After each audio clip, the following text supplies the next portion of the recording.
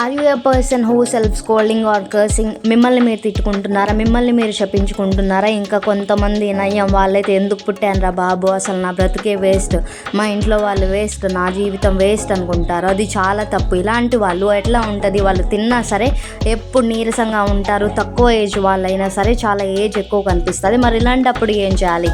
Self love is very important. మనకి నచ్చిన విషయాల్ని రాసుకోండి, మనం ఎందులో మంచిగా చేయగలమో రాసుకోండి, మీ ఇష్టాలని రాసుకోండి, కొంచెం సేపు బయట వాకింగ్కి వెళ్ళండి, మీకు నచ్చిన ఫ్రెండ్స్తో మాట్లాడండి.